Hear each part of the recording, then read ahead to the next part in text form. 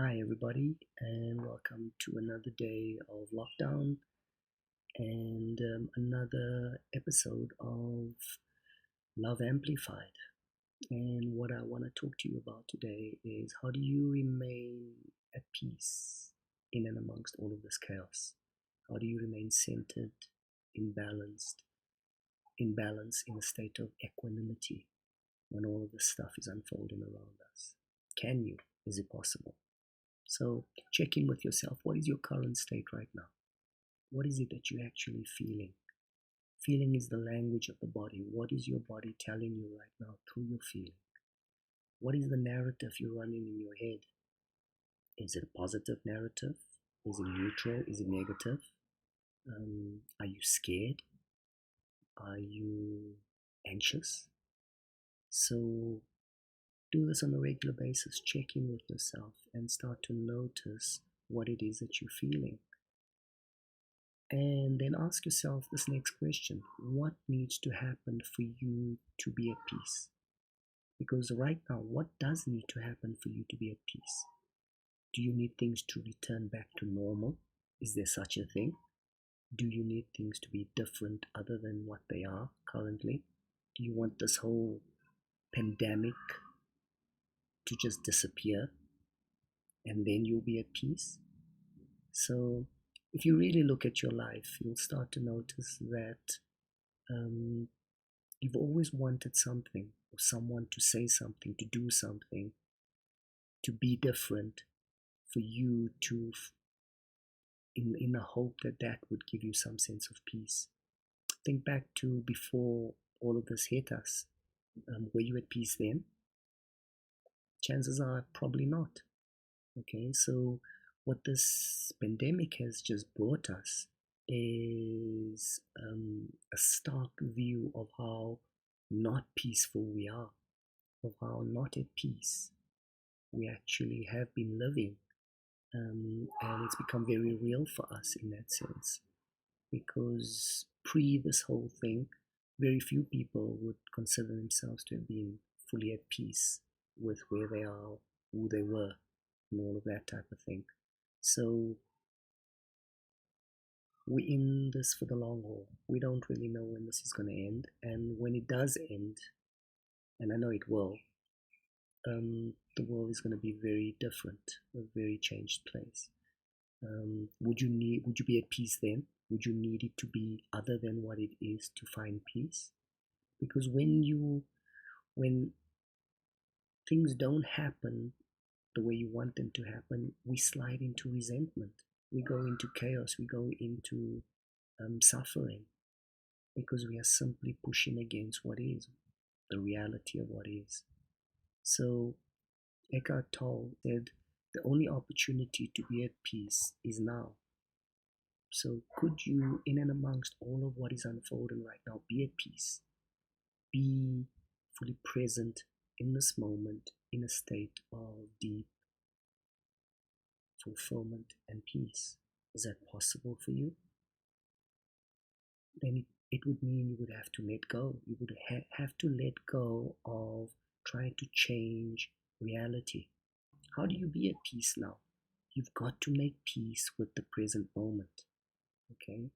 You've got to not need anything to be different than what it currently is. And by not needing that, by not wanting it to be different, you can settle into what it actually is and not live into some story, some narrative you're creating about what is really going on. So, how do you make peace with the present moment? You have to accept the what isness of this present moment. So at the beginning of this year, like I do every year, I choose a word or a phrase as a context for my year, as a context to live into. And for 2020, I chose the Latin phrase amor fati. And what that means is love what is. Love what is. Well, I'm being severely tested right now in terms of what is. How do I love what is? How do I get to a point of loving everything that is unfolding? And to get to that point, you first have to get to a point of accepting what is, being with what is fully. Now again, if you look back into your past, there's so much that you don't accept. There's so much that you would have liked to have been different. Your relationships, your careers, and in not accepting what is, you resist what is, and it creates resentment within you. So to fully embrace what is and to love what is, you have to accept what is first. And that is how you begin to make peace with the present moment, because this moment cannot change, it is. And maybe just to sum things up, I'm going to leave you with the 4 principles of spirituality I think it's from an Indian tradition. And the first one is, whomsoever you encounter is the right one. So whoever you meet, it is not by accident. Whoever you come across, there's a reason. It is the right person, and there is design in that. The second one is, whatever happened is the only thing that could have happened. This happened. This is happening right now. It's the only thing that could have happened. It cannot be any different. How do we know that? Because it is what is happening right now. Yes, it's circular reasoning, but when you live into that, maybe you can start to come to a level of acceptance. The third one, each moment in which something begins is the right moment. So this has begun. We are in it. When it ends, it's the right moment for it to end. It cannot be any other way. And trying to control this when it is beyond our control in many ways, okay, simply leads once again to resentment, to resignation, to giving up, to confusion, and a whole host of other negative states. And the last one, what is over is over. So when this thing ends, it ends. And then we pick up the pieces and we move on from that. The 4 of them summed up, the 4 of these principles summed up is simply, whatever is. So right now this is, accept it, because it cannot be any different than what it is.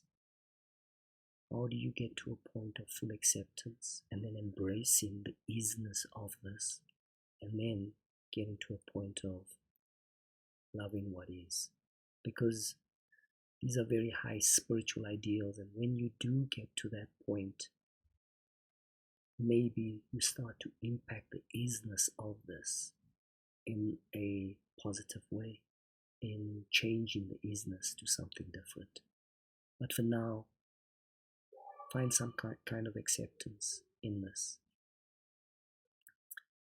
Again, thank you for checking in. Thank you for tuning in, and check in with yourself daily. Check into what is going on. What are you feeling?